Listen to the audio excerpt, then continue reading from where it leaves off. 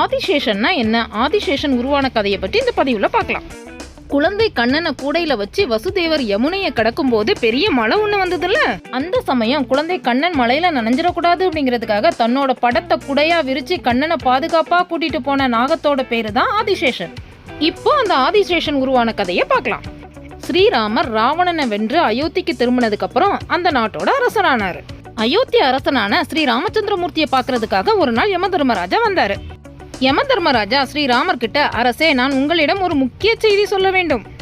அது யாருக்குமே தெரியக்கூடாத ரகசிய செய்தி ஆகும். அதனால தனி அறையில பேசணும்னு சொன்னாரு.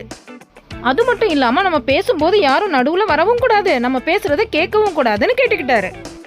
அதையும் மீறி நம்ம பேசிட்டு இருக்கும் போது யாராவது இடைஞ்சல் பண்ணாங்கன்னா அவர்களுக்கு மரண தண்டனை கிடைக்கும் அப்படின்னு சொல்லி யமதர்மராஜா ராமர் கிட்ட சொன்னாரு.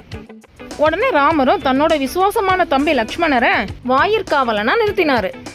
அந்த சமயம் பார்த்து துர்வாசக முனிவர் ராமரை சந்திக்கிறதுக்காக அரண்மனைக்கு வராரு. லக்ஷ்மணன் கிட்ட வந்த முனிவர் தான் வந்திருக்கத ராமர் கிட்ட தெரியப்படுத்தும்படி கேட்டார். லக்ஷ்மணரும் முனிவர் கிட்ட இப்போதைக்கு ராமரை பார்க்க முடியாதுன்னு எவ்வளவோ எடுத்து சொன்னாலும் முனிவர் அதை புரிஞ்சுக்கல. இப்ப நான் ராமரை சந்திச்சாகணும், இல்லைன்னா அயோத்தியாவுக்கே சாபம் கொடுத்துருவேன்னு சொன்னாரு. அயோத்தியை காப்பாத்துறதுக்காக வேற வழி தெரியாம லக்ஷ்மணனும் தன்னையே தியாகம் செய்ய முடிவு செஞ்சாரு. துர்வாச முனிவர் ராமரை சந்திக்க வந்த விஷயத்த சொல்றதுக்காக லக்ஷ்மணனும் ரூமுக்குள்ள போறாரு. லக்ஷ்மணனை பார்த்ததும் ரொம்பவும் கோபப்பட்டார் யமதர்மராஜா.